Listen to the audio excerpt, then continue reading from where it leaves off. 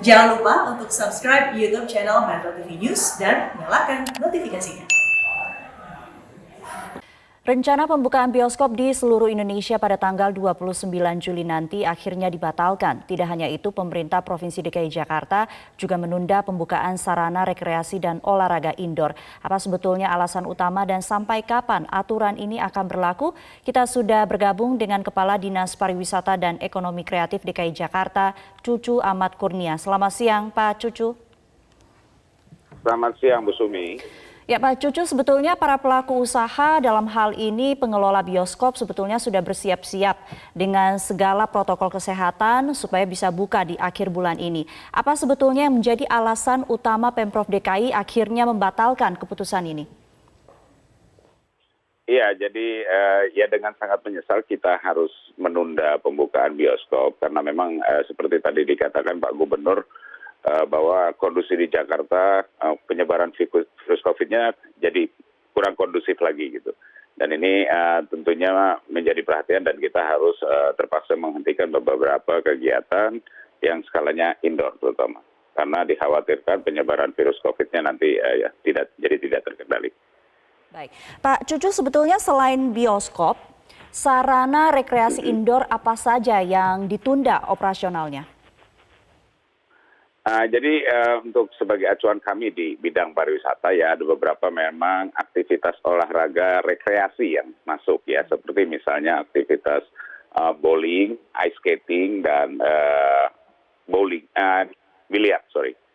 Ini yang beberapa kita kemarin sudah menyatakan buka, terpaksa kita tutup lagi berbarengan dengan bioskop. Sejauh ini koordinasi dengan para pengelola bioskop ataupun tempat rekreasi olahraga indoor lainnya seperti apa Pak? Dan respon para pelaku usaha seperti apa Pak Cucu?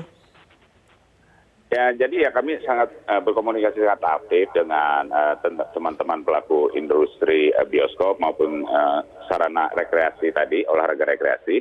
Bahkan kami juga menyusun protokol COVID-nya berbarengan dengan teman-teman dari stakeholders tersebut gitu ya. Dan alhamdulillah mereka bisa mengerti dengan kondisi yang ada. Ada kepastian kira-kira sampai kapan keputusan ini akan berlaku? Kami belum bisa memastikan, nanti akan sangat tergantung dengan penyebaran virus COVID yang ada di Jakarta secara keseluruhan seperti apa. Kalau memang dinyatakan membaik kembali, nanti baru kita buka. Dan itu ranahnya ada di tim gugus COVID DKI Jakarta nanti. Ada diskusi dengan para pelaku usaha atau mungkin ada masukan juga dari para pelaku usaha kepada Pemprov DKI? Sementara ini belum, tapi ya kami memang duduk bareng dengan para pelaku usaha itu lebih ke bicara masalah protokolnya yang aman seperti apa gitu.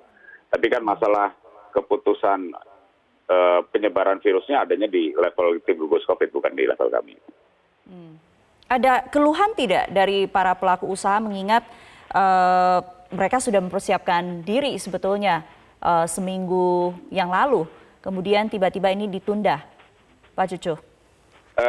Kalau di Jakarta sih sejauh ini mereka paham dengan kondisinya, Pak. Jadi dari sisi bioskop sendiri sebenarnya ada kendala lain yang memang belum ada kepastian masalah stok film misalnya. Mereka perlu masih mencari stok-stok film yang akan ditayangkan gitu, karena kan memang produksi film otomatis terhenti beberapa bulan terakhir ini. Baik, ada catatan tidak Pak, data terkait berapa banyak sebetulnya sektor ataupun berapa besar dampak daripada pandemi ini terhadap sektor pariwisata khususnya untuk kegiatan indoor? Jadi gini, kalau kita bicara misalnya dari faktor F&B ya dan hotel itu mungkin hampir 90% mereka mengalami penurunan. Kalau F&B, restoran karena masih buka boleh take away selama masa PSBB dan sekarang juga udah boleh dine-in itu sekitar 60%. Tapi kalau bicara entertainment, ya hiburan seperti bioskop itu 100% memang sangat terpukul. Karena mereka tutup total selama beberapa bulan terakhir. Baik. Pak Cucu, saya tadi tidak mendengarkan Anda mention mengenai museum. Apakah ini termasuk sektor yang ditunda operasionalnya? Oh enggak, kalau museum enggak. Museum itu kita buka dari 8 Juni kemarin, tapi dengan kapasitas memang 50%. Baik, jadi tetap boleh beroperasional ya di PSBB transisi fase kedua ini? Betul. Baik, terima kasih Pak Cucu Ahmad Kurnia, Kepala Dinas Pariwisata dan Ekonomi Kreatif DKI Jakarta untuk waktunya di Metro Siang.